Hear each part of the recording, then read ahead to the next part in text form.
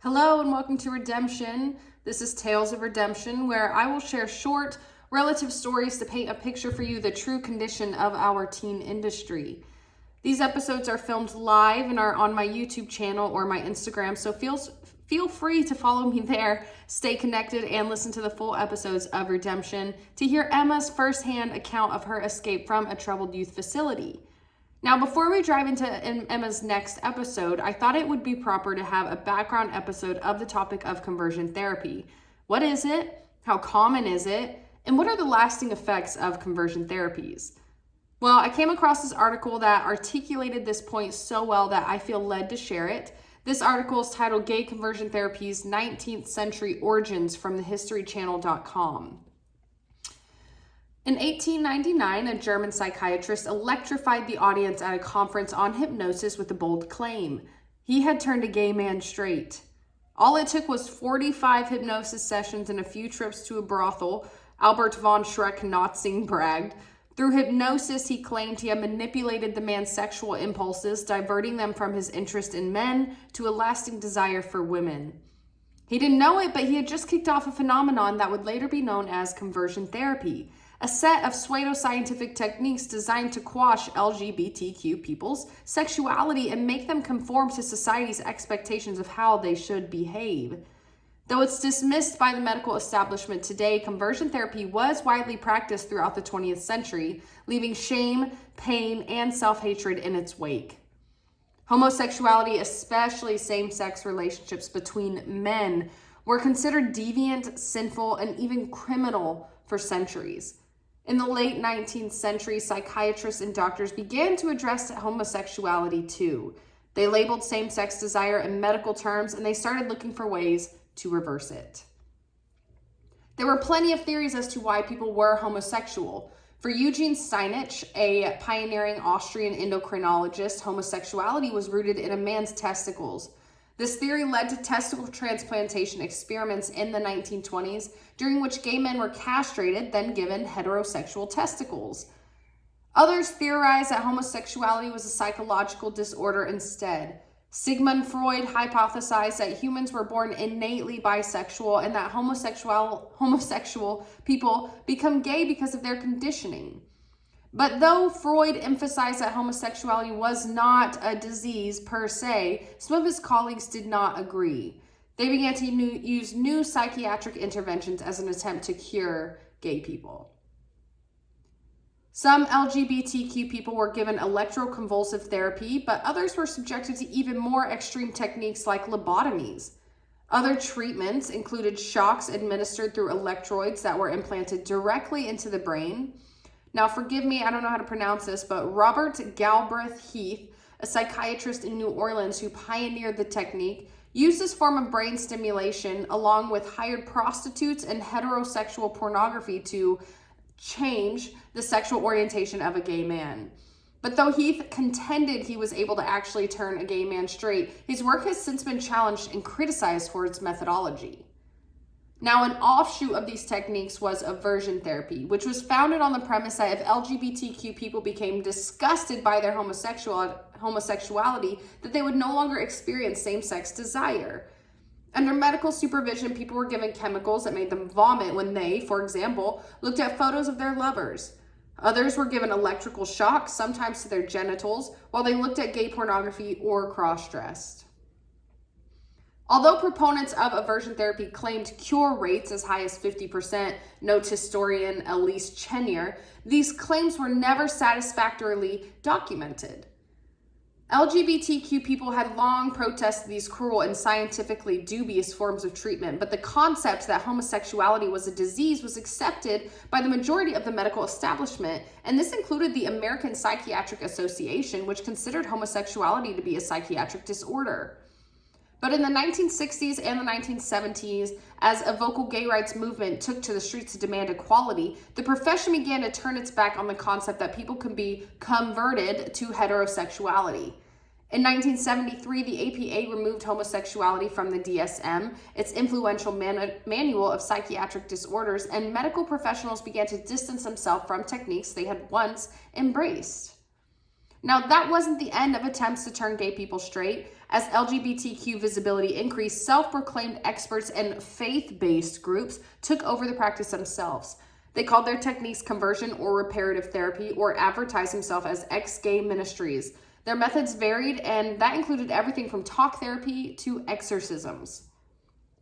At gay conversion camps and conferences, LGBTQ people were isolated from family and friends, hypnotized, told to pray until their homosexuality subsided, instructed to beat effigies of their parents, mocked, coached on proper gender roles, and told their sexuality was unnatural and sinful. For the people who underwent conversion therapy, shame and pain were an undeniable part of the process. I read books and I listened to audio tapes about how to have a corrective and healing relationship with Jesus Christ, writes James Guy, a gay man who attended weekly therapy and conversion seminars as a teen. These materials talked about how the gay lifestyle would create disease, depravity, and misery. I was convinced that doing what I was told would change my attractions, and confused about why these methods supposedly worked for others, but not for me. In some cases, people were psychologically and even sexually abused. Others committed suicide after treatment. Meanwhile, evidence that any of the techniques were effective remained non-existent. Though the concept of gay conversion still exists today, a growing tide has turned against the practice. Today, 13 states and the District of Columbia have laws that ban gay conversion therapy practices.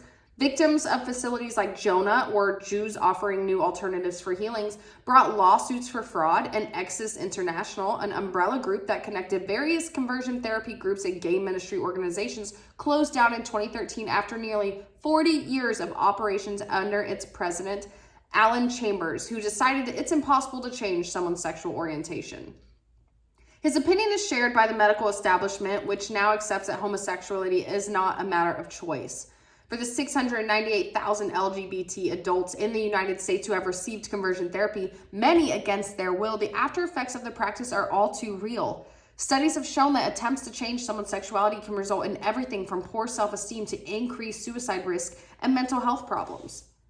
These practices have no basis in science or medicine, and they will now be relegated to the dustbin of quackery, said California Governor Jerry Brown as he signed a bill banning gay to straight therapy in the state in 2012.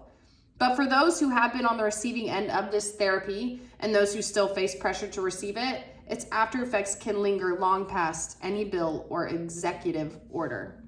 And again, that was written by Aaron Blakemore for the History Channel. Now, banconversiontherapy.com is a website purely dedicated to sharing the stories of women and men who have undergone conversion therapies, and this one relates to Emma on a deep level. This is George's story. I became a Christian at 17 through my friend's church youth group. My conversion therapy experiences started soon after. One day I was presented with a checklist of sins I may have committed that I would need to repent of.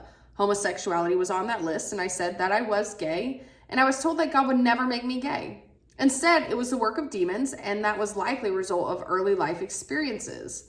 They told me that prayer would make me straight again as God had made me. I agreed, feeling like I had no choice. After all, I loved God, being gay was wrong, and I could be cured. They called in the pastor from another church since this was his specialty.